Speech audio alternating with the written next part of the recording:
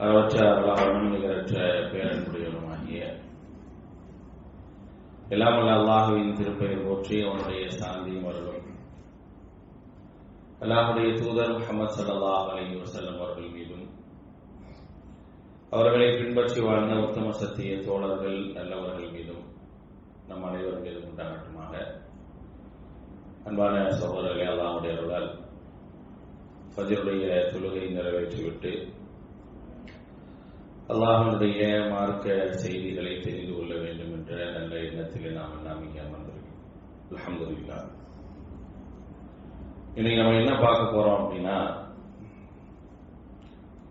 நபி ஸல்லல்லாஹு அலைஹி வஸல்லம் அவருடைய வரலாறை ரொம்ப சுருக்கமாக நம்ம பார்க்க போறோம். அல்லாஹ்வுடைய தூதர் ஸல்லல்லாஹு அலைஹி வஸல்லம் அவர்களை அறிதல் அப்படிங்கிறது இஸ்லாமிய அடிப்படையில் ஒன்று. உசூல் ஸலாத்தான் வாங்க, மூன்று அடிப்படைகளை ஒரு முஸ்லீம் தெரிஞ்சிருக்கிறவங்க. அந்த மூன்று அடிப்படைகள் ஒன்று என்ன அப்படின்னா, அல்லாஹ்வை அறிதல், இரண்டாவது அல்லாஹ்வுடைய தூதரை அறிதல், அல்லாஹ்வுடைய மார்க்கத்தை அறிதல். இது மூன்று அடிப்படை இருக்கு. இந்த மூன்று அடிப்படையை அறிவதுதான் ஈமான். அல்லாஹ் குர்ஆன்ல சொல்றாங்க, பல்வேறு இடங்கள்ல யா அய்யுஹல்லதீன ஆமனூங்கறா, இன்னல்லதீன ஆமனூங்கறா, இல்லல்லதீன ஆமனூங்கறா. இந்த ஆமனுக்கு என்ன அர்த்தம் அப்படின்னா, முதலாவது அறிதல் அர்த்தம். ஈமான் அப்படின்னாவே அறிந்து கொள்ளுதல் அப்படிங்கிறது தான் முதல் அர்த்தம். நம்ம என்ன சொல்றோம், நம்பிக்கை கொள்ளுதல் அப்படின்னு சொல்றோமா இல்லையா? அதாவது அறிந்து ஏற்றுக்கொள்ளுதல் அப்படிங்கிறது தான் மிக முக்கியமான. அறியாம ஏற்றுக்கொள்ளவே கூடாது. நீங்க எதை பத்தியும் தெரியாம ஒரு விஷயத்தை செஞ்சா மார்க்கத்தில் நன்மை இல்லைங்கிறதுனால தான். நீங்க அல்லாஹ்வை பற்றி, மறுமையை பற்றி, மார்க்கத்தை பற்றி தெரிந்துதான் நீங்க நன்மைகளை செய்யணும் அப்படிங்கிறத இஸ்லாம் வலியுறுத்துகின்றது. அந்த அடிப்படையில நம்ம மூன்று அடிப்படையான விஷயங்களை கண்டிப்பாக தெரிஞ்சிருக்கிறோம். எனக்கு அல்லாஹ்வை பற்றி தெரியணும், அல்லாஹ்வுடைய தூதரை பற்றி தெரியணும், அல்லாஹ்வுடைய மார்க்கத்தை பற்றி தெரியணும். இதுதான் நம்ம வாழ்க்கையினுடைய அடிப்படை. இதை தெரிஞ்சிருக்கணும். தெரிந்ததன் அடிப்படையில் செயல்பட்டு இருந்தாதான் மௌத்தா போன பிறகு இந்த மூணை பத்தி தான் கேள்வி கேட்கப்படும். கபூர்ல இதே மூன்று விஷயங்களை கேள்வி கேட்கும் போது நம்மளால பதில் சொல்ல முடியும். கபூர்ல இறைவனை பத்தி கேட்கப்படும் போது அல்லாஹ்னு சொல்றதுக்கான என் நாவல இருந்து அந்த வார்த்தை வரணும் அப்படின்னா நான் அதை தெரிஞ்சிருந்தாதான் என் நாவல இருந்து வார்த்தை வரும். அல்லாஹ் அப்படின்னு சொல்லி சொன்னவெல்லாம் அல்லாஹ்னு சொல்லிட முடியாதுங்க. நம்ம உலகத்துல வாழும்போது அல்லாஹ் அல்லான்னு ஒருத்தர் சொல்றான்னு வச்சுங்க, பேரளவுல அல்லாங்கிறான். அவனால அந்த இடத்துல நாளை மன்னரையில் வைக்கப்பட்ட பிறகு மர்ரப்புக்க அப்படின்ற ஒரு கேள்வி கேட்ட உடனே அல்லாஹ்னு சொல்ல முடியுமானா முடியாது. அல்லாஹ்வை பத்தி சரியா தெரிஞ்சிருந்தா மட்டும்தான் சொல்ல முடியும். பெயரளவில் அல்லாஹ்வை பற்றி தெரிஞ்சிருந்தா சொல்ல முடியாது. அப்ப அந்த அடிப்படையில தான் நம்ம இந்த மூன்று விஷயத்தையும் தெளிவாக நம்ம அறிந்திருக்க வேண்டும். அந்த அடிப்படையில நபி ஸல்லல்லாஹு அலைஹி வஸல்லம் அவர்களை பற்றி அறிதல் அப்படிங்கிறது மிக அவசியமான ஒன்று. இன்றைய காலகட்டங்கள்ல, குறிப்பாக இந்த ரபீஉல் அவ்வல் மாசத்துல அல்லாஹ்வுடைய தூதர் ஸல்லல்லாஹு அலைஹி வஸல்லம் அவர்களை பற்றி நாங்கள் புகழ் பாடுகின்றோம் என்ற பெயரால ஏராளமான விதாத்துகளும் அனாச்சாரங்களும் என்ன செய்யப்படும் அப்படின்னா, நிறைய இடங்கள்ல, நிறைய பள்ளிகள்ல அரங்கேறி கொண்டிருப்பதை நம்ம என்ன செய்யறோம் அப்படின்னா தொடர்ச்சியாக பார்த்துக்கிட்டே வரோம். அல்லாஹ்வுடைய தூதர் வாழ்க்கையில் எதை சொல்லித் தரலையோ, எதை நீங்க செய்யுங்க சொல்லலையோ, செய்யாத ஒரு விஷயத்தை மார்க்கமாக என்ன செய்யுது அப்படின்னா மக்கள் செய்து கொண்டிருக்கக்கூடிய நிலையில தான் நம்ம என்ன செய்யறோம் அப்படின்னா இன்னைக்கு மக்களை பார்க்கிறோம். இந்த தினங்களில், குறிப்பிட்ட இந்த ரபீஉல் அவ்வல் மாதத்தில் முதல் 12 தினங்கள்ல இறை இல்லங்கள்ல அல்லாஹ்வுடைய தூதரை புகழ் பாடுகின்றோம் என்ற பெயரால் அல்லாஹ்வுடைய தூதர் விரும்பாத காரியங்களை செய்து கொண்டிருப்பதை நம்ம பார்க்கிறோம். நபி ஸல்லல்லாஹு அலைஹி வஸல்லம் எதை விரும்பலையோ அதை என்ன செய்யறாங்க, மார்க்கமாக மக்கள் செய்து கொண்டிருக்கிறாங்க. வரம்பு மீறி புகழ்தல் அப்படிங்கிறது அல்லாஹ்வுடைய தூதருக்கு பிடிக்காத ஒண்ணு. அதை செய்யக்கூடாதுன்னே சொல்லி இருக்கிறாங்க. அதை மக்கள் செஞ்சு கொண்டிருக்கிறாங்க. எதை தடுத்தாங்களோ அது அவருடைய வாழ்க்கையில அவருடைய பெயரை கொண்டு செய்யப்படுகின்ற ஒரு கொடுமை தான் இந்த சமூகத்துல நடந்துட்டு வருது. அல்லாஹ்வுடைய தூதர் ஸல்லல்லாஹு அலைஹி வஸல்லம் அவர்கள் 23 ஆண்டு காலம் இந்த உலகத்தில் வாழ்ந்தாங்க. நபியா மொத்தம் 63 வருஷத்துல 23 ஆண்டு காலம் நபியாக இருந்தாங்க. அந்த நபித்துவ வாழ்க்கையினுடைய எந்த அம்சங்கள்லையும் தன்னுடைய பிறப்பையோ அந்த பிறப்பினுடைய மாதத்தையோ அந்த தினங்களையோ குறிப்பிட்டு ஏதேனும் ஒன்றை செய்யுங்க அப்படின்னு சொல்லல. அப்படி அல்லாஹ்வுடைய தூதர் தன்னுடைய பிறந்த தினத்தை குறிப்பிட்டாங்கன்னா ஒரே ஒரு விஷயத்தை தான் சொன்னாங்க, நான் திங்கட்கிழமை பிறந்தேன் அப்படின்னாங்க. நான் திங்கட்கிழமை பிறந்தேன் அப்படின்னாங்க. திங்கட்கிழமை எனக்கு நபித்துவம் கொடுக்கப்பட்டதுனாங்க. திங்கட்கிழமை நான் மரணிப்பேன் நாங்க. அதைத்தான் அல்லாஹ்வுடைய தூதர் ஸல்லல்லாஹு அலைஹி வஸல்லம் அவர்கள் பிறந்த விஷயமாக சொன்ன செய்தி அது. மாறாக ஒரு மாதத்தை குறிப்பிட்டோ வேறு ஒரு நாளை குறிப்பிட்டோ அல்லாஹ்வுடைய தூதர் என்ன செஞ்சது இல்லைங்க, எந்த ஒரு விஷயத்தையுமே சொன்னதில்லை. ஆனா நம்ம என்ன செய்யுதுன்னா இந்த சமூகம் அதை எப்படி உருவாக்குச்சுன்னே தெரியல, செஞ்சுக்கிட்டே இருக்கிறாங்க. அதை உருவாக்கியதற்கான வரலாறும் அது பரப்பப்பட்ட ஆண்டுகளும் இன்றைக்கு என்ன செய்யப்படுது அப்படின்னா தெளிவாக திட்டவட்டமாக எப்ப அது வந்தது அப்படிங்கிறது இருக்கு. ஹிஜ்ரி 300க்கு மேலதான் என்ன செய்யப்படுது அப்படின்னா இந்த மௌலூது அப்படிங்கிற அந்த விஷயமே என்ன செய்யப்படுது அப்படின்னா கொண்டு வரப்படுது. ஹிஜ்ரி 600ல தான் என்ன செய்யுது அப்படின்னா இது எல்லா இடங்களிலும் இது ஒரு சடங்காக அனுஷ்டானமாக அனுசரிக்கப்படக்கூடிய ஒரு நிலையே வருது.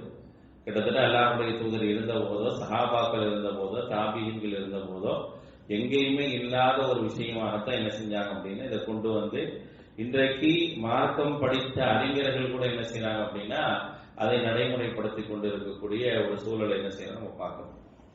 இந்த சந்தர்ப்பத்தில் நம்ம தெரிந்து கொள்ள வேண்டிய ஒரு விஷயம், எனக்கு அல்லாஹ்வுடைய தூதரை பத்தி என்ன தெரியும்?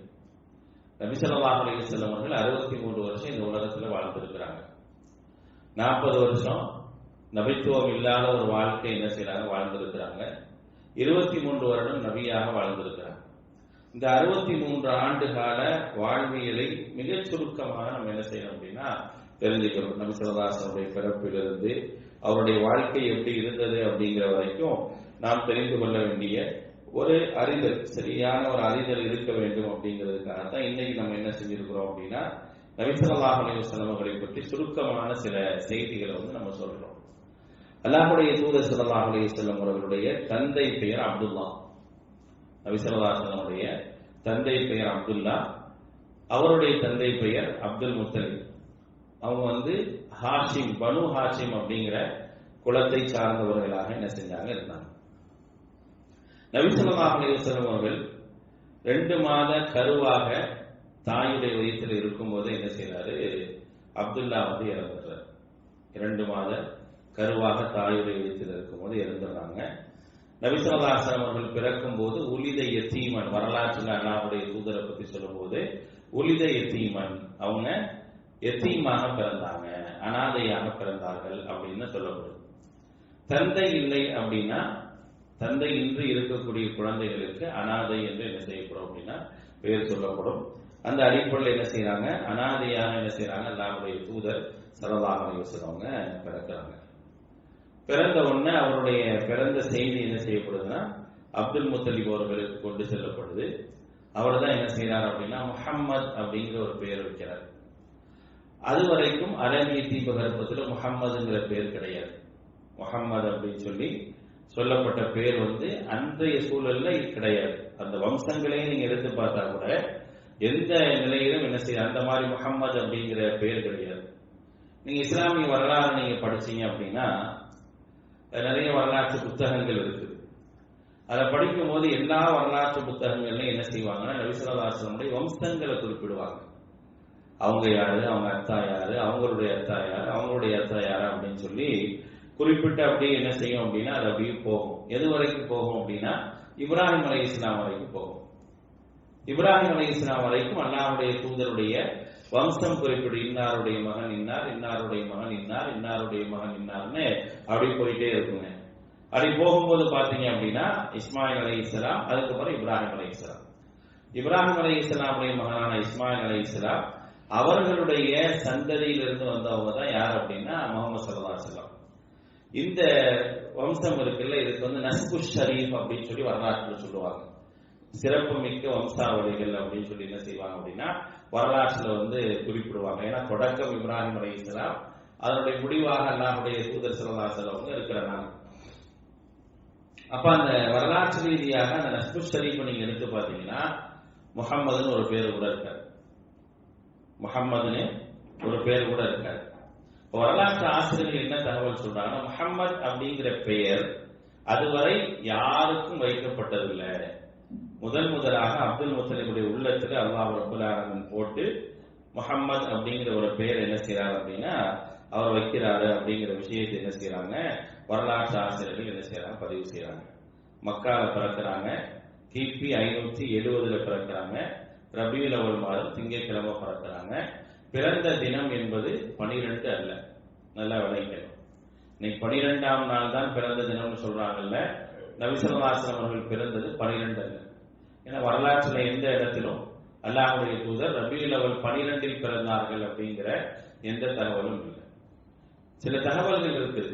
எப்படி இருக்குன்னா, கிபி 570 ஏப்ரல் மாசம் திங்கட்கிழமை 20 அல்லது 22ஆம் தேதி ரபியுல் அவ்வல் மாசம் என்ன செஞ்சாங்க, 8 அல்லது 9 அல்லது 10 ஏதாவது ஒரு தினத்தில் பிறந்தார்கள் அப்படிங்கிற மாதிரி தான் வரலாற்று தகவல்கள் இருக்குது. ஏற்றமும் அதிகமான தகவல் எப்படி இருக்கு அப்படின்னா 9ல பிறந்தாங்க, ரபியுல் அவ்வல் 9ல பிறந்தாங்க. ஆனா எதுல பிறக்கலங்கிறது கன்ஃபார்மா தெரியும் அப்படின்னா எதுல பிறக்கல, 12ல நபி ஸல்லல்லாஹு அலைஹி வஸல்லம் அவர்கள் பிறக்கல அப்படிங்கிறது. சரி, பிறந்தவங்க என்ன செஞ்சாங்கன்னா நேரடியாக பாட்டனாருடைய கண்காணிப்புல தான் என்ன செய்யறாங்க, அல்லாஹ்வுடைய தூதர் வளர்றாங்க. தாயார் வந்து பாத்துக்கிறாங்க. பாட்டனாருடைய கண்காணிப்புல தாயார் என்ன செய்யறாங்க, வளர்றாங்க. அன்றைக்கு என்ன செய்வாங்க அப்படின்னா, குழந்தை பிறந்த உடனே கிராமத்துக்கு அனுப்பிதான் என்ன செய்வாங்க, செவிடி தாய்களுக்கு தான் பால் கொடுக்க வைப்பாங்க. ஏன்னா அவர் ஆரோக்கியத்தை கருத்துல கொண்டு. அன்றைக்கு நிறைய அரபுகளுடைய பழக்கம் என்ன அப்படின்னா, ஆரோக்கியத்தை கருத்துல கொண்டு செவிடி தாய்களுக்கு தான் என்ன செய்வாங்க அப்படின்னா பால் அருந்துவதற்காக என்ன செய்வாங்க, அனுப்புவாங்க. அப்படி அல்லாஹ்வுடைய தூதருக்கு பால் ஊட்டியவர்கள் யார் அப்படின்னா ஹலீமா அஸ்ஸாதியா அப்படின்னு சொல்லக்கூடிய ஒரு பெண்மணி. அல்லாஹ் ரப்பல் ஆலமீன் இவங்களுக்கு வந்து ஒரு மிகப்பெரிய ஒரு அபிவிருத்திய நபி ஸல்லல்லாஹு அலைஹி வஸல்லம் அவர்கள் வந்ததுக்கு பிறகுதான் அவருடைய வாழ்க்கையில அபிவிருத்தி ஏற்பட்டதாக அவங்க சொல்றாங்க. நாங்க வறுமையில இருந்தோம், என்னுடைய உடலே என்னன்னு கேட்டீங்கன்னா மிகவும் மெலிந்து காணப்பட்ட நிலையில தான் நான் என்ன செஞ்சேன் இருந்தேன். அல்லாஹ்வுடைய தூதர் ஸல்லல்லாஹு அலைஹி வஸல்லம் அவர்கள் எங்க வீட்டுக்கு வந்த பிறகுதான் அல்லாஹ் நிறைய ஒரு அபிவிருத்தியை வந்து ஏற்படுத்தி கொடுத்தான் அப்படிங்கிற விஷயத்தை அந்த தாயார என்ன செய்யறாங்க குறிப்பிட்டு சொல்லக்கூடிய அளவுக்கு தான் அல்லாஹ் ரப்பல் ஆலமீன் என்ன செஞ்சான் அப்படின்னா அவர்களை வச்சிருந்தான் அப்படிங்கிறது வரலாற்று ரீதியான செய்திகள் நம்ம பார்க்கிறோம். அங்கே ஒரு 4 வருடம் என்ன செய்யறாங்க, வளர்றாங்க. ஹலீமா சாதியாக திருப்பி ஆமினா அவங்கள்ட்ட என்ன செய்யுது, நபி ஸல்லல்லாஹு அலைஹி வஸல்லம் தாயாரான ஆமினா அவரிடத்தில் ஒப்படைக்கிறது. தந்தை பெயர் அப்துல்லா, தாயார் பெயர் ஆமினா. ஒரு 6 வயசு இருக்கும் அல்லாஹ்வுடைய தூதருக்கு. 6 வயசு இருக்கும்போது அவங்களும் என்ன செய்யறாங்க, மௌத்தா போயிடுறாங்க. ஆமினா அவர்களும் என்ன செய்யறாங்க, நபி ஸல்லல்லாஹு அலைஹி வஸல்லம் 6 வயசுல என்ன செய்யறாங்க, மௌத்தா போயிடுறாங்க. தன்னுடைய சொந்தக்காரங்களை பார்க்கறதுக்காக அபுவாங்கிற இடத்துக்கு போறாங்க. போயிட்டு வரும்போது என்ன செய்யறாங்க, மரணித்து விடுகின்றார்கள். அதுக்கப்புறம் முழு பொறுப்பையும் யார் எடுத்துக்கிறா அப்படின்னா தாத்தாவே எடுத்துக்கிறார், பாட்டனார் அப்துல் முத்தலிப் எடுத்துக்கிறாரு. ரொம்ப கவனமாக என்ன செய்யறாங்க, அல்லாஹ்வுடைய தூதரை வந்து வளர்க்கிறாங்க. அவங்களும் என்ன செய்யறாங்க, 8 வயசுல மூத்தாயிடுறாங்க.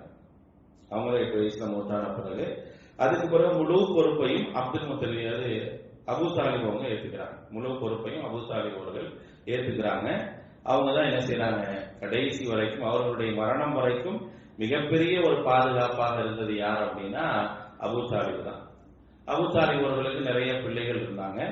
அந்த பிள்ளைகளோட ஒரு பிள்ளையாக எந்த விதமான மாச்சரியம் இன்றி, அதாவது ஒரு பாகுபாடு என்று என்ன செஞ்சாங்க அப்படின்னா சிறப்பாக என்ன செஞ்சாங்க, வளர்த்தாங்க. அப்படிங்கிறது மட்டும் இல்ல, ரொம்ப பாதுகாப்பாகவும் வளர்த்தாங்க. நபி ஸல்லல்லாஹு அலைஹி வஸல்லம் அவர்களை ரொம்ப பாதுகாப்பாகவும் என்ன செஞ்சாங்க, வளர்த்துட்டு இருந்தாங்க.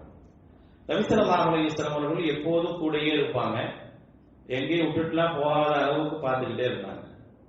ஏதாவது வெளியே போனா கூட அல்லாஹ்வுடைய தூதரை கூட்டிட்டு போகக்கூடிய அளவுக்கு தான் அவருடைய மனம் இருந்துச்சு. ஒரு 12 வயசு இருக்கும் அல்லாஹ்வுடைய தூதருக்கு. 12 வயசு இருக்கும்போது வியாபாரத்துக்காக என்ன செய்யறாங்க, வெளியூர் கூட்டு போறாங்க. வேணான்னு தான் சொல்றாங்க. ஆனா அல்லாஹ்வுடைய தூதர் சொல்றாங்க, இல்ல நானும் உங்களோட வரேன், நீங்க இல்லாம நான் இருக்க மாட்டேன் அப்படிங்கிறப்ப என்ன செய்யறாரு, அபூ தாலிப் கூட்டிட்டு போறாரு. கூட்டிட்டு போகக்கூடிய நேரத்துல அங்கே என்ன செய்யறாங்க, ஒரு யூத சன்னியாசி என்ன செய்யறாரு அப்படின்னா நபிகள் நாயகம் ஸல்லல்லாஹு அலைஹி வஸல்லம் அவர்களை பார்க்கிறார். அப்படி பார்க்கும்போது அவர் ஏற்கனவே வந்து படித்திருக்கக்கூடிய யூதர்களுக்கு இறக்கப்பட்ட வேதத்தில் படித்திருக்கக்கூடிய அடையாளங்களை அல்லாஹ்வுடைய தூதர்கிட்ட பார்க்கிறார். நபி ஸல்லல்லாஹு அலைஹி வஸல்லம் அவங்கள்ட்ட அந்த அடையாளத்தை என்ன செய்யறாரு பார்க்கிறார். புகைரா என்று சொல்லக்கூடிய ஒரு பாதிரியார் அவர் என்ன செய்யறாரு, பார்த்துட்டு கூப்பிடுறாரு. இவங்களுக்கு இந்த குழந்தையை கூட்டிட்டு வந்து, இவர் சிறுவரை கூட்டிட்டு வந்தது யாரு அப்படின்னு சொல்லி என்ன செய்யறாங்க, கூப்பிடும் போது என்ன செய்யறாங்கன்னா நேரா அபூ தாலிப் அவங்க வராங்க. வந்தோடனே நீங்க இவரை வந்து ரொம்ப பாதுகாப்பா பாத்துக்காங்க, முடிஞ்சா இப்ப இந்த இடத்துல இருந்து நீங்க கூட்டிகிட்டே போயிருங்க, முடிஞ்சா நீங்க இந்த இடத்துல இருந்து இப்ப கூட்டிகிட்டே போயிருங்க. இவர் வந்து என்ன செய்வார் அப்படின்னா எதிர்காலத்துல இறை தூதராக வருவார் அப்படிங்கிற விஷயத்தை என்ன செய்யறாங்க அப்படின்னா சொல்றாங்க. என்ன ஒரு அடையாளம் சொல்லப்பட்டது அப்படிங்கிறது, அடையாளம் இருக்கும்ல, அடையாளத்தில் மிக முக்கியமானது என்ன அப்படின்னா, நபி ஸல்லல்லாஹு அலைஹி வஸல்லம் அவர்கள் அந்த வியாபாரத்துக்காக வியாபார கூட்டங்களோடு வரும் பொழுது அந்த மரங்கள் எல்லாம் அல்லாஹ்வுடைய தூதருக்காக பணிந்த நிலையை என்ன செய்யறார் அப்படின்னா அவர் பார்க்கிறார். ஒரு அடையாளமாக அது வைக்கப்பட்டிருக்கு. இதெல்லாம் நபிமார்களுக்கு அல்லாஹ் தரக்கூடிய அற்புதங்கள்ல ஒன்று. அந்த அற்புதத்தை அவர் என்ன செய்யறாரு பார்க்கிறாரு. அதுக்கு பிறகு அல்லாஹ்வுடைய தூதர் என்ன செய்யறாருன்னா அப்படி பார்க்கும்போது அவருடைய நடவடிக்கைகள், அவர்கள் சொல்லப்பட்ட அந்த உருவங்கள் எல்லாமே சரியா இருக்கிற மாதிரி இருக்கும் போதுதான் கூப்பிட்டு சொல்றாங்க. சொன்னோன்னு ரொம்ப பாதுகாப்பா என்ன செய்யறாங்க, அல்லாஹ்வுடைய தூதர் ஸல்லல்லாஹு அலைஹி வஸல்லம் அவங்களை அபூ தாலிப் கூட்டிட்டு போறாங்க. அந்த சூழல்ல இருந்து எல்லா சூழல்லையும் அவர்களை போல் பாதுகாத்தது யாருமே இல்லை நபி ஸல்லல்லாஹு அலைஹி வஸல்லம் அவர்கள். அன்னைக்கு 12 வயசுல பாதுகாப்ப கையில எடுத்தாங்களே, அதே மாதிரி அவர்கள் மரணம் வரைக்கும் என்ன செஞ்சாங்க அப்படின்னா அல்லாஹ்வுடைய தூதரை பாதுகாப்பதுல மிகுந்த கவனம் எடுத்தவர் யார் அப்படின்னா அபூ தாலிப் தான். பல சந்தர்ப்பங்கள், ஒரு சில சந்தர்ப்பங்கள்ல நெருக்கடிகள் எல்லாம் வந்த நேரத்துல கூட என்ன செய்யல அப்படின்னா எந்த நிலையிலும் அவங்களை விட்டுட்டு போகக்கூடாது அப்படிங்கிற மனநிலையில ரொம்ப சரியாக என்ன செஞ்சாங்க இருந்தாங்க. அல்லாஹ்வுடைய தூதர் ஸல்லல்லாஹு அலைஹி வஸல்லம் அவர்கள் அந்த சமூகத்துல வளரக்கூடிய அந்த சந்தர்ப்பத்துல ரொம்ப நேர்மையாகவும் உண்மையாகவும் இருந்தாங்க. ஒட்டுமொத்த சமூகமும் மக்கமா நகரம் அவர்களை பாராட்டக்கூடிய அளவுக்கு அல்லாஹ்வுடைய தூதருடைய வாழ்வியல் இருந்துச்சு சிறு வயது முதல். எந்த அளவுக்கு அப்படின்னா அவர்களை பார்த்தால் முஹம்மது வந்திருக்கிறார் அப்படின்னா அவங்களுக்கு அந்த மக்காவில் உள்ள எல்லாத்துக்குமே சந்தோஷம் ஏற்படும். அந்த அளவுக்கான ஒரு நடவடிக்கைகள்ல மக்களை ஈர்க்கக்கூடியவங்களாக என்ன செஞ்சாங்க அல்லாஹ்வுடைய தூதர் இருந்தாங்க. அதனாலதான் ஒட்டுமொத்த மக்காவும் என்ன செஞ்சு அப்படின்னா அவர் வந்து அல் அமீன் அஸ்ஸாதிக் கூப்பிட்டுச்சு. நம்பிக்கையாளர், உண்மையாளர் அப்படின்னு கூப்பிடுறதுக்கான காரணம் அதுதான். அதாவது அந்த அடையாளங்களோடு இருக்கிறதுங்கிறது ரொம்ப அரிது அன்றைய காலங்கள்ல.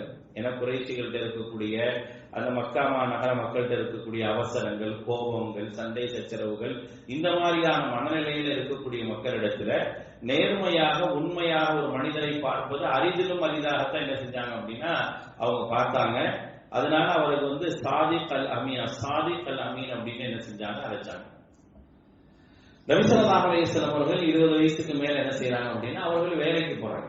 நபி ஸல்லல்லாஹு அலைஹி வஸல்லம் வேலை பார்த்தாங்க, பலர்கிட்டையும் வேலை பார்த்தாங்க. அதுக்கப்புறம் என்ன செஞ்சாங்க அப்படின்னா கதீஜா ரலியல்லாஹு அன்ஹா வேலைக்கு போறாங்க.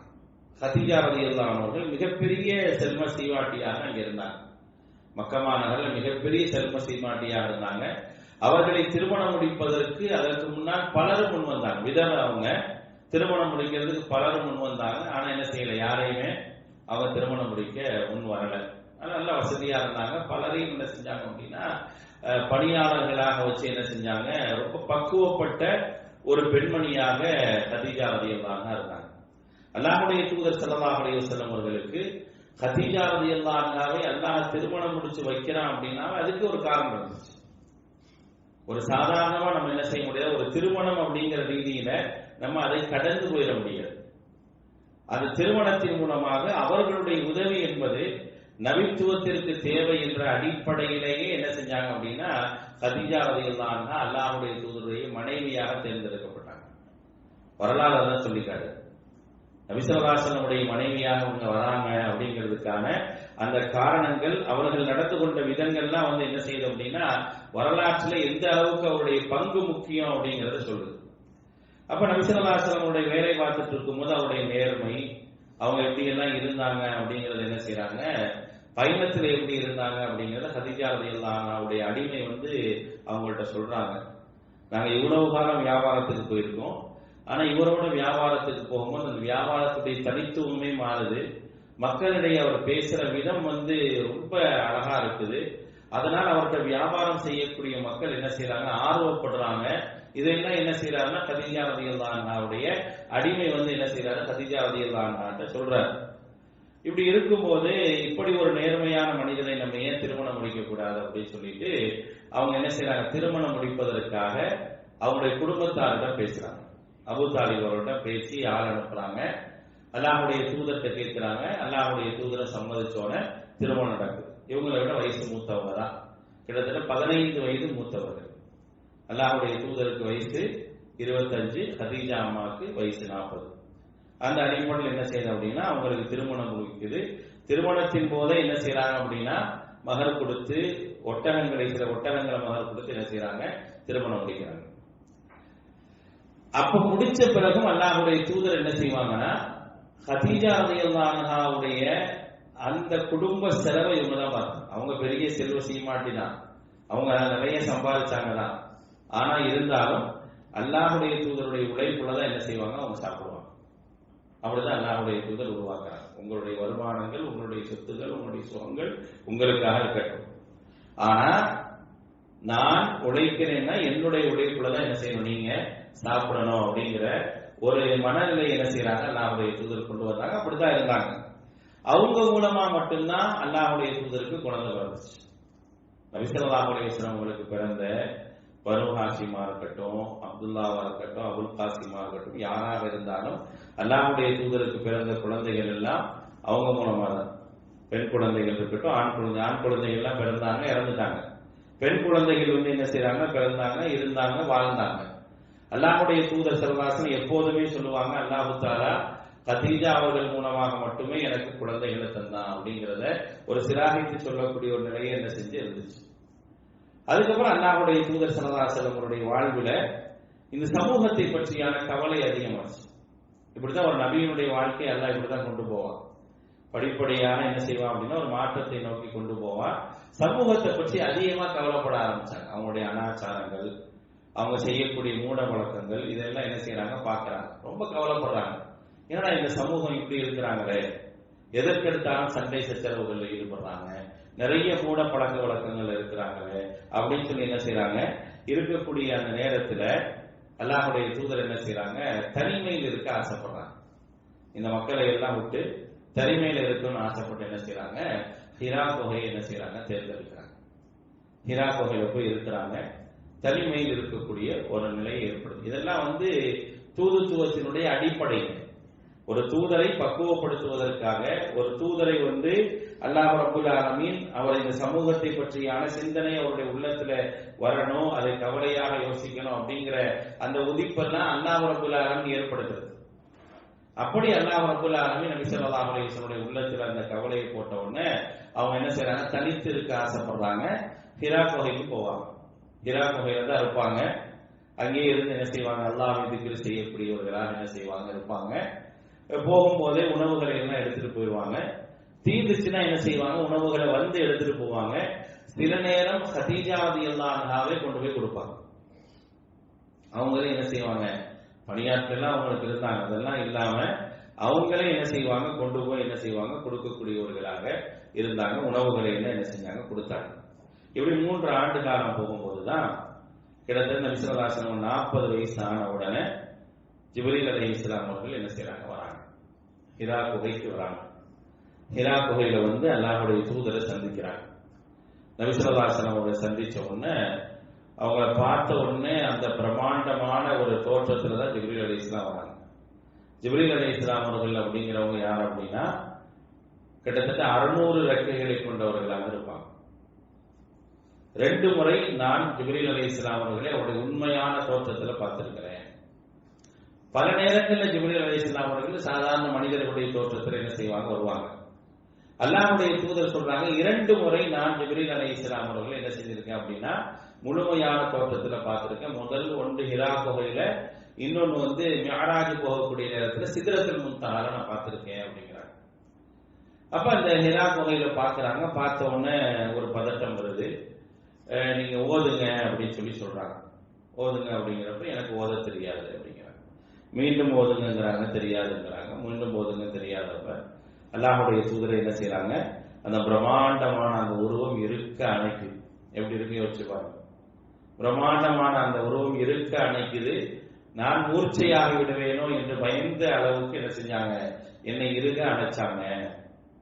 அப்ப அவங்களுக்கும் அவர்களுக்கும் மத்தியில் ஏற்பட்ட அந்த இணக்கம் இருக்குல்ல, எந்த இணக்கம்?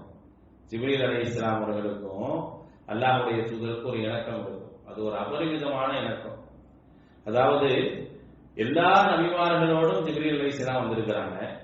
எல்லா நபிமார்களுக்கும் தூது செய்தியை ஜிப்ரீல் அலைஹிஸ்ஸலாம் கொண்டு வந்தாங்க.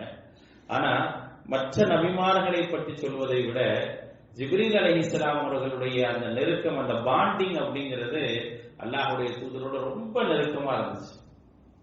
அப்ப ஆரம்பிச்சது அவருடைய உயிர் போகக்கூடிய அந்த தருணம் வரை எப்படி தொடரும்.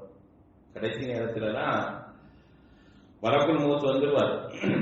நபி ஸல்லல்லாஹு அலைஹி வஸல்லம் அவருடைய உயிரை கைப்பற்றுவதற்கு மலக்குல் மௌத் வந்தோன்னு ஜிப்ரீல் அலைஹிஸ்ஸலாம் உள்ள சொல்லுவாங்க, மலக்குல் மௌத் வந்துட்டாரு, அவருடைய உயிரை கைப்பற்றுவதற்காக வெளியே காத்துட்டு இருக்கிறாரு, உங்களுடைய அனுமதிக்காக காத்துட்டு இருக்கிறார் அப்படின்னு சொல்லி என்ன செய்வாங்கன்னா, ஜிப்ரீல் அலைஹிஸ்ஸலாம் அல்லாஹ்வுடைய தூதர் ஸல்லல்லாஹு அலைஹி வஸல்லம் சொல்லிட்டு போவாங்க. அதுக்கப்புறம் என்ன ஆகும் அப்படின்னா மலக்குல் மௌத் உயிரை கைப்பற்றுவாங்க. அப்படி ரொம்ப நெருக்கமான ஒரு பாண்டிங் அப்படிங்கிறது யார்கிட்ட இருந்துச்சு அப்படின்னா அல்லாஹ்வுடைய தூதர்கிட்டையும் ஜிப்ரீல் அலைஹிஸ்ஸலாத்தையும் இருந்துச்சு. பல நேரங்கள்ல அல்லாஹ்வுடைய தூதர்கிட்ட ஜிப்ரீல் அலைஹிஸ்ஸலாம் பேசும்போது மிக மிக நெருக்கமாக அமர்ந்து பேசக்கூடிய ஒரு மனநிலை தான் இருக்கும் அப்படிங்கிறத வரலாற்றுல பல்வேறு இடங்கள்ல வரலாற்று ஆசிரியர் என்ன செய்யறாங்க, பதிவு செய்யறாங்க. அப்ப என்ன செய்யுது, ஜிப்ரீல் அலைஹிஸ்ஸலாம் வராங்க. அதுக்கப்புறம் அவங்க இருக அணைச்சிட்டு விட்ட உடனே மூச்சே போயிருமோங்கிற அளவுக்கு எனக்கு இருக அணைச்சாங்க. விட்ட உடனே நான் என்ன செஞ்சேன் அப்படின்னா, இங்க ஓதுங்க நான் ஓதுனேங்க. அது வரை ஒண்ணுமே தெரியாது. அல்லாஹு தஆலா உள்ளத்துல என்ன செய்யறான், நஸல பிஹி ரூஹுல் அமீன், நம்பிக்கைக்குரிய அந்த ரூஹை அனுப்பி அல்லாஹ் ரப்புல் ஆலமீன் அவர்களுக்கு அந்த திருமறை குர்ஆனை கொடுக்குறான். ஓதுங்கன்னு ஓதுறாங்க. இக்ரா பிஸ்மி ரப்பிக்கல் லதீ ஹலக் அப்படின்னு சொல்லி அலத்தினுடைய 5 வசனங்கள், முதல் 5 வசனங்கள் என்ன செய்யுது, இறங்குதுங்க. முதல் 5 வசனங்கள் இறங்கினோடனே ரொம்ப பயந்துடுறாங்க அல்லாஹ்வுடைய தூதர். ஏன்னா ஒரு திடீரென்று ஒரு நிகழ்வு, இதுவரை தான் பார்த்திடாத ஒரு நிகழ்வாக அது இருக்கு அப்படின்னு ரொம்ப பயமும் பதட்டமும் வந்துருது நபி ஸல்லல்லாஹு அலைஹி வஸல்லம். அந்த பதட்டத்தோடு என்ன செய்யறாங்க, வீட்டுக்கு ஓடி வராங்க. வீட்டுக்கு ஓடி சொல்றாங்க, தர்சீரூனிங்கிறாங்க, என்னை போர்த்துங்கள்ங்கிறாங்க. உன்னர் அறிவிப்புல ஜம்மிலூனி என்னை போர்த்துங்கள். அதனாலதான் குர்ஆன்ல அல்லாஹ் தஆலா யா அய்யுஹல் முத்தஸிர் யா அய்யுஹல் முஸம்மில் அப்படிங்கிற அந்த ஒரு அடைமொழியோடு அல்லாஹ்வுடைய தூதரை அழைப்பதற்கான காரணம் இருந்துச்சு. என்னை போர்த்துங்கள் அப்படின்னா வீட்டுக்குள்ள வராங்க, ரொம்ப பதட்டமா பயந்து வராங்க. அந்த பதட்டத்தையும் பயத்தையும் பார்த்த அன்னை கதீஜா ரலியல்லாஹு அன்ஹா எந்த கேள்வியும் கேட்கல, எந்த கேள்வியும் என்ன செய்யல, கேட்கல. என்ன செய்யறாங்க அப்படின்னா அவங்கள போர்த்து சொல்லணும், போர்வையை போத்தி வச்சிடறாங்க. கொஞ்சம் அசுவாசப்படுத்தின உடனே என்ன நடந்துச்சுன்னு கேட்கிறாங்க. என்ன நடந்துச்சுன்னு நடந்ததை ஃபுல்லா அப்படியே என்ன செய்யறாங்க, அல்லாஹ்வுடைய தூதர் சொல்றாங்க.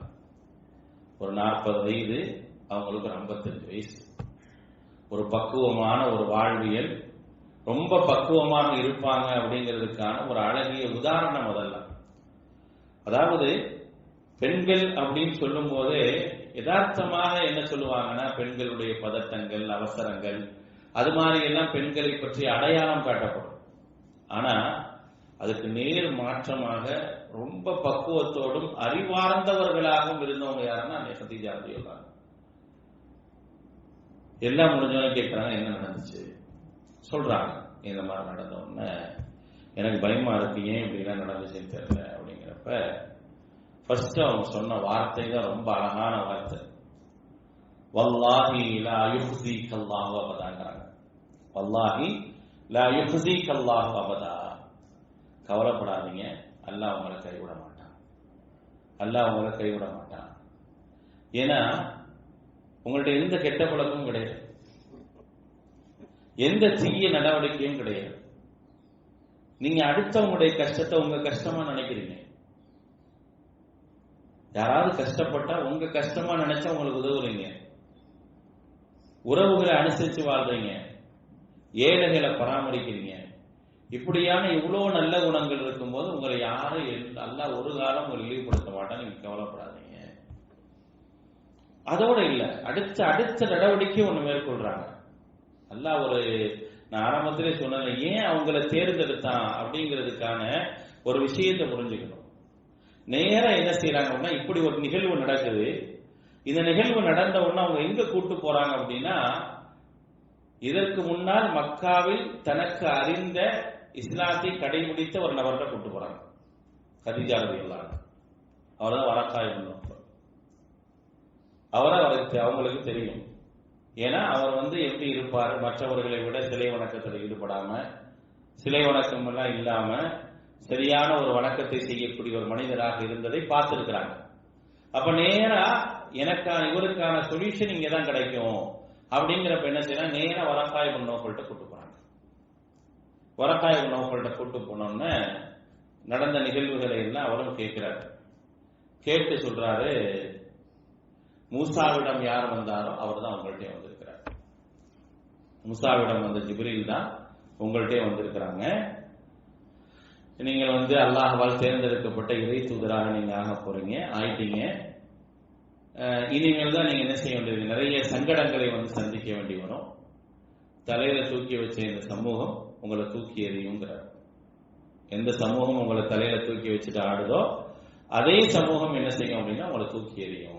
இவங்களான ஆச்சரியமா கேட்கிறாங்க நபி ஸல்லல்லாஹு அலைஹி வஸல்லம். ஆமா, இவர்கள் தான், இவங்க தான் தூக்கி எறிவாங்க அப்படிங்கிற விஷயத்தை சொல்றாங்க. இப்ப இந்த சந்தர்ப்பம் தான் நபிகள் நாயகம் ஸல்லல்லாஹு அலைஹி வஸல்லம் இந்த சந்தர்ப்பம் இருக்கா இல்லையா, இந்த சமூகத்தால் புறக்கணிக்கப்பட்டு சமூகம் எதிர்க்கக்கூடிய நிலையில 2 ஆதரவுகள் அவங்களுக்கு வேணும் அப்படிங்கிற அடிப்படையில தான் அல்லாஹ்வுடைய தூதருக்கு அரணாக அபூ தாலிபையும் கதீஜா ரலியல்லாஹு அன்ஹா வச்சிருந்தாங்க. ஒரு இடத்துல அல்லாஹ்வுடைய தூதர் ஒப்படைக்கப்படுறது அப்படிங்கிறது ஏதோ சாதாரணமான ஒரு கஃபாலத் அல்ல, ஒரு பராமரிச்சுட்டு போறது அப்படிங்கறது அல்ல சூழ்நிலை. நம்ம யதார்த்தமா தானே ஏதாவது பராமரிச்சாங்க அப்படிங்கிற விஷயத்தை கடந்து போறது இல்லை. மாறாக இந்த தூதுத்துவத்திற்கு உறுதுணையாக இருப்பதற்கான மனிதர்களாகத்தான் அபூ தாலிப் அவர்களும் கதீஜா ரலியல்லாஹு அன்ஹா தேர்ந்தெடுக்கப்படுறாங்க. அப்ப திருப்பி வராங்க, கொஞ்ச காலம் வஹி வரல. அல்லாஹ் நபி ஸல்லல்லாஹு அலைஹி வஸல்லம் தயார்படுத்துறான். வஹியை அல்லாஹ்வுடைய தூதர் எதிர்பார்க்கிறாங்களா அப்படிங்கறத தயார்படுத்தினாங்க. ஒரு நாள் வந்துச்சு, தனக்கான காலங்கள் தன்னுடைய சூழல்கள் சொல்லப்பட்டது. திருப்பி என்ன செய்யறாங்க, நபி ஸல்லல்லாஹு அலைஹி வஸல்லம் எதிர்பார்க்கிறாங்க. என்னடா ஜிப்ரீல காணோமே, வஹியை காணோமே. உடனே அவங்களுக்கு என்ன கவலை வருது அப்படின்னா, ஒருவேளை அல்லாஹ் நம்மளை கை விட்டுட்டானோ, நம்மளை விட்டுட்டு போயிட்டானோ, வேற ஆளை யாரையும் தேர்ந்தெடுத்துட்டானோ அப்படிங்கிற மாதிரி கவலை வந்துருது நபி ஸல்லல்லாஹு அலைஹி வஸல்லம். கவலை எந்த அளவுக்கு கவலை உச்சபட்சத்துக்கு போயிருது அப்படின்னா, நபி ஸல்லல்லாஹு அலைஹி வஸல்லம் அவர்கள் ஒரு மலை மீதெல்லாம் ஏறி கீழே விழுந்துருவோமான்னு யோசிச்சாங்க. அல்லாஹ் நம்மளை கைவிட்டா என்ன செய்யறது, நம்ம எப்படி இந்த உலகத்துல உயிர் வாழ்றது அப்படின்னு ஏற்றி மலை உச்சிக்கெல்லாம் போயிடுவாங்க. போனோன்னு அசலீதி மட்டும் வரும், நீங்கள் கைவிடப்படவனா இல்ல, நீங்க அல்லாஹ்வுடைய தூதர் தான் அப்படின்னு சொன்னோன்னு திரும்பி வந்துடும். அப்ப அல்லாஹ் என்ன செய்யறான் அப்படின்னா, ஒரு சில காலங்கள் இந்த தூதுத்துவத்தை ஏத்துக்கிறதுக்கு முகமது ஸல்லல்லாஹு அலைஹி வஸல்லம் தயாராக இருக்கிறாங்களா அப்படிங்கறத என்ன செய்யற பார்த்துட்டு, அதுக்கப்புறம் என்ன செய்யறதுன்னா தொடர்ச்சியாக ஜிப்ரீல் அலைஹிஸ்ஸலாம் வர ஆரம்பிக்கிறாங்க. வர ஆரம்பிச்ச பிறகு உங்களுக்கு சொன்ன விஷயம் என்ன அப்படின்னா, உங்களுக்கு நெருக்கமானவர்களுக்கு அழைப்பு பணி செய்யுங்க. அப்ப 3 வருஷம் நபி ஸல்லல்லாஹு அலைஹி வஸல்லம் என்ன செஞ்சாங்கன்னா, ரகசியமான முறையில் அழைப்பு பணி செஞ்சாங்க. அந்த 3 வருஷம் ரகசியமா அழைப்பு பணி செய்ததுல முதலாவது ஏற்றுக்கொண்டவங்க கதீஜா ரலியல்லாஹு அன்ஹா. நான் தூதராயிட்டேன், அல்லாஹ் எனக்கு கட்டளையிட்டு இருக்கான், அல்லாஹ் மட்டும்தான் வணங்கணும், வேற யாரையும் வணங்கக்கூடாது, இதை ஏத்துக்கிட்டவங்க தான் உண்மையான இறை நம்பிக்கையாளர் அப்படின்னு அல்லாஹ் சொல்லியிருக்காங்கன்னா நான் ஏத்துக்கிறேன். நாங்க கதீஜா ரலியல்லாஹு அன்ஹா முதல்ல சப்போர்ட், அங்கே முதலாக நான் ஏத்துக்கிறேன் அப்படின்னா, ஏற்றுக்கொண்ட மனிதர்களே முதலாமவர் யார் அப்படின்னா அன்னை கதீஜா ரலியல்லாஹு அன்ஹா. வகானத் அவ்வல மன் ஆமன பி, அல்லாஹ்வுடைய தூதரை முதலாக ஏற்றுக்கொண்டவங்க. இரண்டாவதாக இந்த விஷயத்தை யார்கிட்ட சொல்றாங்கன்னா, அவருடைய தோழர் அபூபக்கர் சித்திக் ரலியல்லாஹு அன்ஹு சொல்றாங்க. அபூபக்கர் சித்திக் ரலியல்லாஹு அன்ஹு அவர்கள் கிட்டத்தட்ட அல்லாஹ்வுடைய தூதருடைய வயதை ஒத்தவர். அதனால நபி ஸல்லல்லாஹு அலைஹி வஸல்லம் அவர்களை பத்தி நல்லா தெரியும். உடனே அவங்களே ஏற்றுக்கிறாங்க. அவங்க ஏற்றுக்கொண்டு என்ன செய்யறாங்கன்னா நேரா உஸ்மான் இப்னு அஃபான் ரலியல்லாஹு அன்ஹு சொல்றாங்க. உஸ்மான் இப்னு அஃபான் ரலியல்லாஹு அன்ஹு ஏத்துக்கிறாங்க. அலி ரலியல்லாஹு அன்ஹு ஏத்துக்கிறாங்க. அவருடைய அடிமை ஸைத் ரலியல்லாஹு அன்ஹு ஏத்துக்கிறாங்க. இப்படியாக சில பேர் என்ன செய்யறாங்க, ஏத்துக்கிறாங்க. அப்ப மக்காவுல அப்படியே ஒரு செய்தி பரவுது, என்னமோ நடக்குது இங்க அப்படிங்கிற மாதிரியான ஒரு செய்தி பரவுது. ஆனா அது வெளிப்படையாக தெரிகிறது. ஆனா ஒரு செய்தி பரவிக்கிட்டே இருக்குது. வித்தியாசமான விஷயங்கள் எல்லாம் பேசப்படுற மாதிரி தெரியுது. இது முகமது கையில இருக்கிற மாதிரி தெரியுது அப்படின்னு சொல்லி என்ன செய்யறாங்க அப்படின்னா, நிறைய பேர் என்ன செய்யறாங்க, பேசிக்கிறாங்க. அப்படி பேசக்கூடிய அந்த வழக்கம் என்ன செய்து போது, குறிப்பா இந்த செய்தி யார்கிட்ட போது அதிகமாக அபூலஹபிடம் போகுது. அப்ப அபூலஹப் என்ன செய்யறான் அப்படின்னா, அல்லாஹ்வுடைய தூதரை கண்காணிக்க ஆரம்பிக்கிறார். இது என்ன இது அப்படின்னு சொல்லி என்ன செய்யணும், பார்க்கணும் அப்படிங்கறத ஒரு கண்காணிப்பு என்ன செய்யறாங்க, தொடர்றாங்க. இருந்தாலும் அல்லாஹ்வுடைய தூதர் ரகசியமாக மக்கள்கிட்ட அந்த செய்தியை சொல்லிக்கிட்டே இருக்கிறாங்க. 3 வருட காலம் இப்படியே போகுது. அதுக்கப்புறம் அல்லாஹ் சொல்றான், வஅன்திர் அஷீரத்தகல் அக்ரபீன், நீங்க முதலாவது உங்களுடைய பிரச்சாரத்தை பகிரங்கப்படுத்துங்க. பகிரங்கப்படுத்துறதை நீங்க எங்க ஆரம்பிக்கணும் தெரியுமா? முதல்ல உங்க உறவுகள்ட்ட இருந்து ஆரம்பிங்க. உங்களுடைய உறவுகள்ட்ட இருந்து நீங்க ஆரம்பிங்க அப்படின்னு சொல்லி சொன்ன உடனே நபி ஸல்லல்லாஹு அலைஹி வஸல்லம் முதலாக சஃபா மலையில ஏறி நிற்கிறாங்க. அவருடைய வாழ்க்கையில வரக்கா இப்னு நௌஃபல் சொன்ன தருணம் ஏற்படக்கூடிய அந்த நிலையை தான். அது வரைக்கும் என்ன நடக்கும்னு தெரியாது. வரக்கா சொன்னாரே உங்களை எதிர்ப்பாங்க, உங்களை விரட்டுவாங்க அப்படின்னு சொன்ன அந்த தருணம் வரக்கூடிய நிலை அது. என்ன செய்யறாங்க, அங்க போய் நின்ற உடனே முதலாவது ஒரு கன்ஃபர்மேஷன் வாங்குறாங்க மக்கள்கிட்ட. நான் சொன்னா இவங்க ஏத்துக்குவாங்களா இல்லையாங்கிறது ஒரு கன்ஃபர்மேஷன் வாங்குறாங்க. என்ன சொல்றாங்கன்னா, நான் இந்த மலைக்கு பின்னால நிக்கிறேன், மலைக்கு முன்னால எனக்கு முன்னால நீங்க நிக்கிறீங்க, இந்த மலைக்கு பின்னால் என்ன இருக்கு என்ன நடக்குதுன்னு உங்களுக்கு தெரியாது. நான் ஒரே ஒரு கேள்வி கேட்கிறேன், இந்த மலைக்கு பின்னால் மிகப்பெரிய ஒரு படை உங்களை தாக்க வருதுன்னு சொன்னா நீங்க நம்புவீங்களா? உடனே எல்லாரும் சொல்றாங்க நம்புவோம். எல்லாரும் என்ன செய்யறாங்க, நாங்க நம்புவோம் அப்படிங்கிறாங்க. அது எந்த மாற்றம் இல்லை, நாங்க நம்புவோம் அப்படிங்கிறாங்க. அப்படின்னா நீங்க நான் சொல்றதை கேட்டுக்கங்க. கூலு லா இலாஹ இல்லல்லாஹ், நீங்க எதையெல்லாம் வணங்குறீங்களோ இந்த மக்கா நகர்ல இந்த காபத்துல்லாவை சுற்றி எதையெல்லாம் உங்களுடைய வணக்கத்திற்குரியவைகளாக ஆக்கி கொண்டிருக்கின்றீர்களோ அவை அனைத்தும் வணக்கத்திற்குரியவையே அல்ல அப்படிங்கிறாங்க. சொல்லிட்டு அடுத்து சொல்றாங்க, அல்லாஹ் ஒருத்தன் தான் வணக்கத்திற்குரியவன் அப்படிங்கிறாங்க. இந்த விஷயத்தை சொன்ன உடனே அப்படி கேட்டுட்டு என்ன செய்யறாங்க, பலரும் கலைந்து போறாங்க. அப்படி ஒருத்தரா என்ன செஞ்சாங்க, ஒன்னும் பதில் சொல்லல, நிறைய பேர் கலைந்து போறாங்க. அப்ப அபூ தாலிப் மட்டும் சொல்றாரு, நீங்க ஏதாவது ஒரு விஷயத்தை நீங்க கையில எடுத்திருக்கிறீங்க, அந்த பணியை நீங்க செய்ய போறீங்க. இவ்வளவு காலம் உங்களை நாம் எப்படி பார்த்து வந்தோமோ அதே போல உங்களுடைய காரியங்களை நாம் உங்களை பார்த்துப்போம், எந்த மாற்றமும் கிடையாது. நீங்க என்ன செய்றீங்களோ அதை செய்யுங்க, நம்ம இவ்வளவு காலம் உங்களை எப்படி பாதுகாத்து வந்தோமோ அதே மாதிரி உங்களை பாதுகாத்துக்குவோம் அப்படின்னு சொல்லிட்டு அவரும் என்ன செய்யறாரு, கடந்து போயிடுறாரு. அபூலஹபால் அது ஜீரணிக்கவே முடியும். ஏன்னா கிட்டத்தட்ட 3 வருஷ காலம் என்ன நடக்குது ஏது நடக்குதுன்னு பார்த்துக்கிட்டே வந்த அந்த அபூலஹப் கோபத்தினுடைய உச்சத்துக்கே செல்லும். கோபத்துடைய உச்சத்திற்கே சென்று அல்லாஹ்வுடைய தூதரை என்ன செய்யறான் அப்படின்னா சபிக்கிறான். தப்பல்லக்கையா முஹம்மத், முஹம்மதை நீங்க என்ன செய்யுங்க, நாசமா போங்க, இதுக்குதான் எங்களை கூப்பிட்டீங்களா அப்படின்னு சொல்லிட்டு திட்டிட்டு போயிடலாம். அவனால் அது ஜீர்ணிக்க முடியல. அதுக்கப்புறம் அவன் எந்த அளவுக்கு அல்லாஹ்வுடைய தூதருக்கு சொந்தமா தரான். ஆனா அப்ப இருந்து அல்லாஹ்வுடைய தூதர் தொடர்ந்து பிரச்சாரத்தை மேற்கொண்டே இருக்கிறாங்க. பிரச்சாரத்தை மேற்கொள்ள அந்த மக்கா நகரில் இருந்த நிறைய அடிமைகள் இஸ்லாத்தில் இருக்கிறாங்க. யாராவது நமக்கு விமர்சனம் தர மாட்டாங்களான்னு காத்து கிடந்த அந்த மக்கள் இருந்தாங்கல்ல, நிறைய பேர் என்ன செய்யறாங்க, இஸ்லாத்தை ஏற்றுக்கிறாங்க.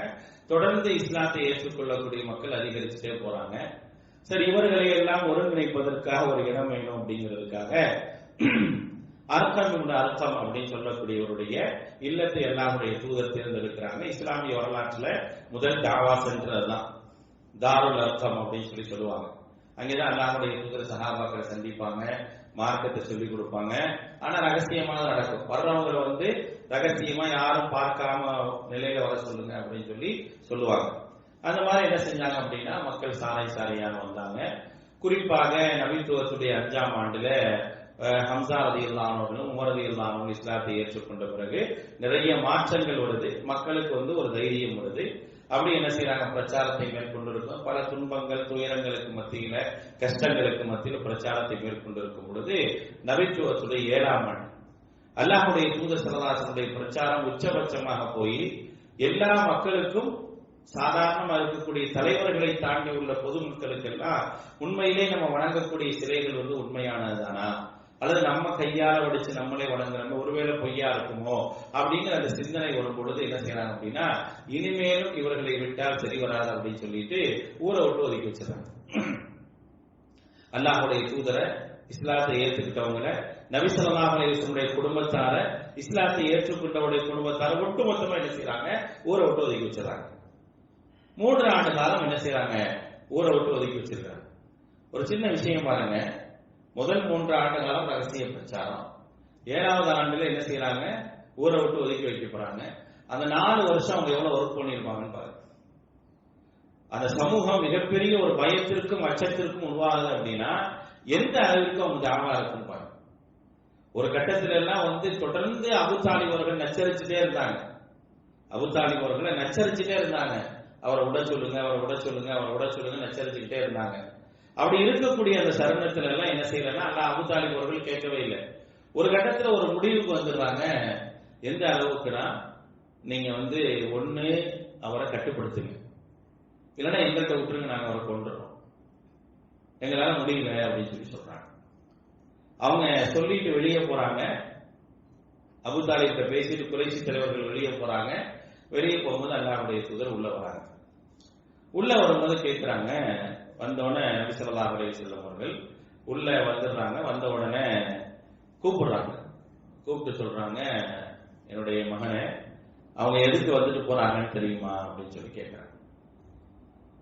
உங்களை இந்த பிரச்சாரத்தை விட சொல்லி வராங்க, நீங்க ரொம்ப அவர்களை நோவினைப்படுத்துவதாக சொல்றாங்க. இதை நீங்க தொடர்ந்து கொண்டே இருந்தீங்கன்னா, ஏன்னா தொடர்ச்சியா என்கிட்ட வந்தாங்க, பேசுறாங்க, நான் பல நேரம் அவங்களை அனுப்பி விட்டுட்டேன். ஆனா இப்ப அவர்கள் எடுத்திருக்கக்கூடிய முடிவு என்பது மிக மோசமானதா இருக்குது.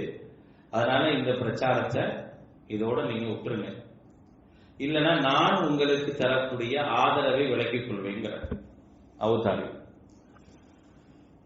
நபி ஸல்லல்லாஹு அலைஹி வஸல்லம் அவர்கள் கேட்காத பேரிடி அது. ஏன்னா இதுவரைக்கும் என்னைக்கு ஒரு 8 வயசுல அவரை பார்க்கறதுன்னு எடுத்துக்கிட்டாரோ, இது வரைக்கும் அப்படி ஒரு வார்த்தையை அவர் சொன்னதே இல்லை. கேட்டோம் நபி ஸல்லல்லாஹு அலைஹி வஸல்லம் அழுதுறாங்க. அப்படியே அழுதுட்டு அப்படியே சொல்லிட்டு போறாங்க, என்னுடைய அருமை தந்தைய, என்னுடைய ஒரு கையில் சூரியனையும் மறு கையில் சந்திரனையும் கொடுத்து இந்த மார்க்கத்துடைய பிரச்சாரத்தை நீங்க விடுன்னு சொன்னா கூட நான் விட மாட்டேன் அப்படின்னு சொல்லிட்டு அழுதுகிட்டே போறாங்க. அல்லாஹ்வுடைய தூதர் அழுகிறது அபூ தாலிபால தாங்கவே முடியல. ஏன்னா பொத்தி வளர்த்தவர்ல அவரு, ஆயிரம் இருந்தாலும் தன்னுடைய பிள்ளைகளுக்கு மேலாக வளர்த்தவர். அப்படி ஒரு சூழ்நிலையில முஹம்மது கண்ணீர் வடிச்சிட்டு போறாரு அப்படிங்கறது தாங்கவே முடியல. அல்லாஹ்வுடைய தூதர் ஸல்லல்லாஹு அலைஹி வஸல்லம் அந்த அழுகையை தாங்க முடியாம என்ன செய்யறாரு, அபூ தாலிப் கூப்பிடுறாரு. திருப்பி கூப்பிட்டு சொல்றாங்க, என்னுடைய மகனே, அருமை மகனே, நீங்க என்ன செய்யணுமோ செய்யுங்க, நீங்க என்ன செய்யணுமோ செய்யுங்க, நீங்க எப்படி வேண்டுமானாலும் என்ன வழியில பிரச்சாரம் பண்ணுமோ பண்ணுங்க, நான் உங்களை பாதுகாக்கிறேன், என்னுடைய வாழ்வு முடியும் வரை உங்களுக்கு அரணாக நான் இருப்பேன் அப்படின்னு சொல்லி என்ன செய்யறாங்க, அபூ தாலிப் சொன்னோட ரொம்ப மகிழ்ச்சியோட என்ன செய்யறாங்க, அல்லாஹ்வுடைய தூதர் போறாங்க.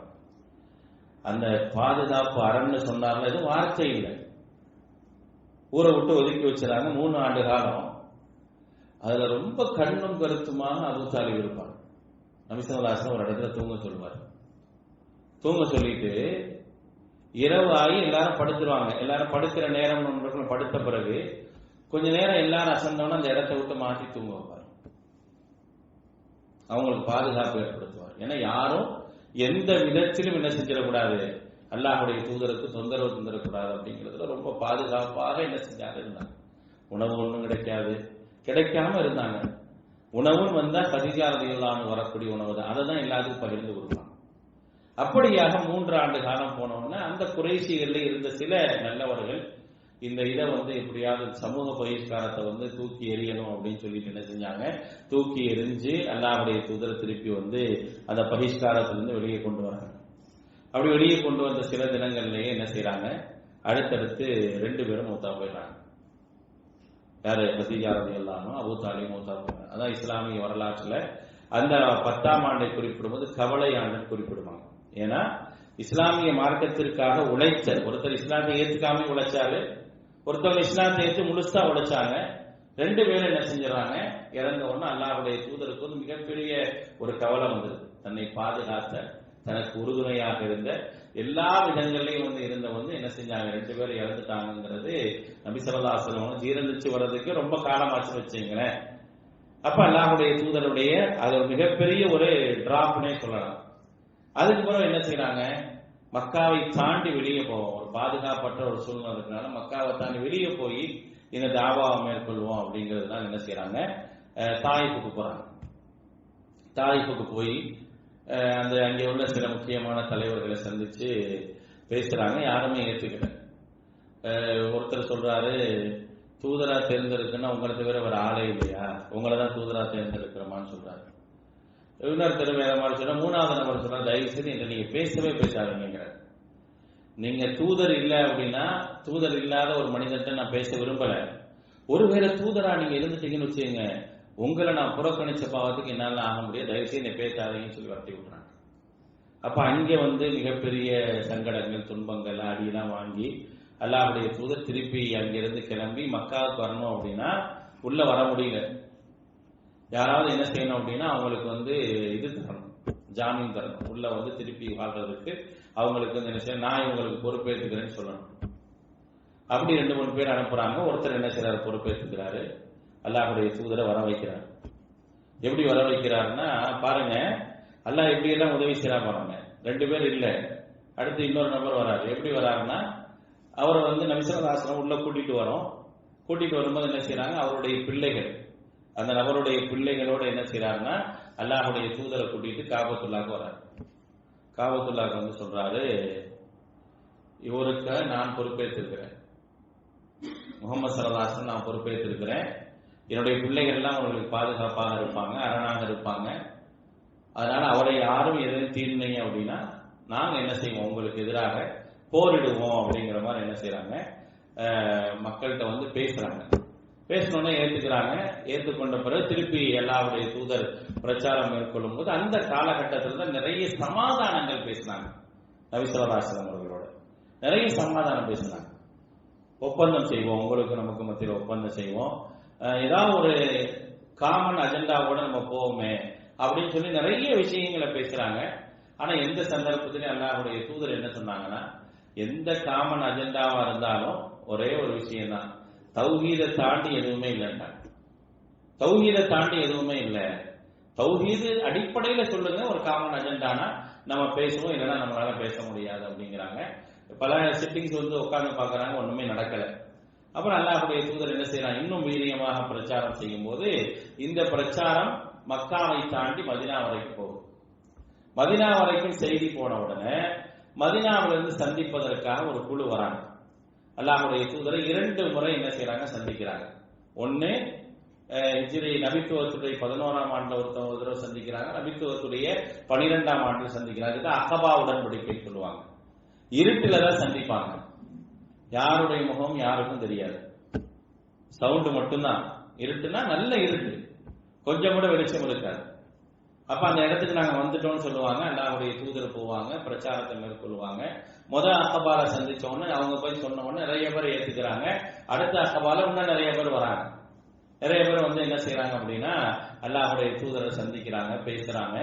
2வது முறை சந்திக்கும் போது நபி ஸல்லல்லாஹு அலைஹி வஸல்லம் சிறிய தந்தை அப்பாஸ் ரலியல்லாஹு அன்ஹு கூட போறாங்க. அவங்களா போய் இஸ்லாத்தை ஏற்றுக்கல, ஆனா கூட என்ன செய்யறாங்க, அப்பாஸ் அவங்க வந்து கூட போறாங்க. போய் என்ன செய்யறாங்க, எல்லாம் பேசணும்னா அவங்க அப்பதான் என்ன செய்யறாங்க, மதீனாவுக்கு அழைப்பு கொடுக்குறாங்க. நீங்க மதீனாவுக்கு வந்துருங்க அப்படின்னு சொல்லி அழைப்பு கொடுக்கும்போது அப்ப அப்பாஸ் ரலியல்லாஹு அன்ஹு சொல்றாங்க, மதீனாவுக்கு அனுப்புறதுல எந்த பிரச்சனையும் இல்லை, ஆனா அவர்களுக்கு உரிய பாதுகாப்பையும் அந்தஸ்தையும் உங்களால தர முடியும் சொன்னா நீங்க மதீனாவுக்கு கூட்டிட்டு போங்க, இல்லைன்னா அவர் இங்கே இருந்துட்டோம், இல்ல இங்கே இருந்துட்டோம். அப்படிங்கிறப்ப அவங்க சொல்றாங்க, உரிய பாதுகாப்பை எங்களால் தர முடியும், அவர் தான் எங்களுடைய தலைவராக இருப்பார், மதீனாவுக்கு வந்தா எங்களுடைய தலைவராக எங்களுடைய வழிகாட்டியாக அவங்க தான் இருப்பாங்க. அதனால எந்த ஒரு மாற்றமும் கிடையாது, நீங்க என்ன செய்யுங்க, மதீனாவிற்கு அனுப்பி விடுங்க அப்படிங்கிற அந்த ஒரு உத்தரவாதத்தை என்ன செய்யறாங்க, தராங்க. இந்த உத்தரவாதத்தை கொடுத்த உடனே அல்லாஹ்வுடைய தூதர் அந்த அக்கபா முடிச்சுட்டு போகும்போது அவங்களோட என்ன செய்யறாங்கன்னா முஸஅப் இப்னு உமைர் ரலியல்லாஹு அவர்களை மதீனாவுக்கு அனுப்புறாங்க. எதுக்காக அப்படின்னா பிரச்சாரம் செய்வதற்காக, அழைப்பாளராக என்ன செய்யறாங்க, அனுப்புறாங்க. அவர்களும் என்ன செய்யறாங்க அப்படின்னா மதீனாவுக்கு போறாங்க. மதீனாவுக்கு போய் மக்கள் என்ன செய்யறாங்க, நிறைய தலைவர்களை சந்திச்சு மார்க்கத்தை சொல்றாங்க. நிறைய மாற்றங்கள் மதீனாவில் ஏற்பட்டுக்கிட்டே இருக்குது. அந்த சந்தர்ப்பத்தில் தான் அல்லாஹ் ரப்பல் ஆலமீன் ஹிஜ்ரத்திற்கான ஒரு கட்டளையை என்ன செய்யறான் அப்படின்னா அல்லாஹ்வுடைய தூதருக்கும் சஹாபாக்களுக்கும் தரான். அவங்க ஹிஜ்ரத்துக்காக தயாராகிறாங்க. அந்த ஹிஜ்ரத்துக்கு பின்னால் உள்ள மதீனா வாழ்க்கையும் என்ன அப்படிங்கறது இன்ஷா அல்லாஹ் அடுத்த வகுப்புல நம்ம பார்ப்போம். அதுக்கு பிறகு உள்ள அந்த 10 ஆண்டு கால வாழ்க்கையில அல்லாஹ்வுடைய தூதர் ஸல்லல்லாஹு அலைஹி வஸல்லம் வாழ்வியல் முறையும் சஹாபாக்களுடைய வாழ்வியல் முறையும் மதீனாவினுடைய ஒத்துழைப்பும் எப்படி இருந்துச்சு அப்படிங்கறத இன்ஷா அல்லாஹ் அடுத்த வகுப்புல நம்ம பார்ப்போம். வாஹிரு தஅவானா அல்ஹம்துலில்லாஹி ரப்பில் ஆலமீன். சுப்ஹானக்கல்லாஹும்ம வ பிஹம்திக அஷ்ஹது அல்லா இலாஹா இல்லா அன்த அஸ்தக்ஃபிருக வ அத்தூபு இலைக்.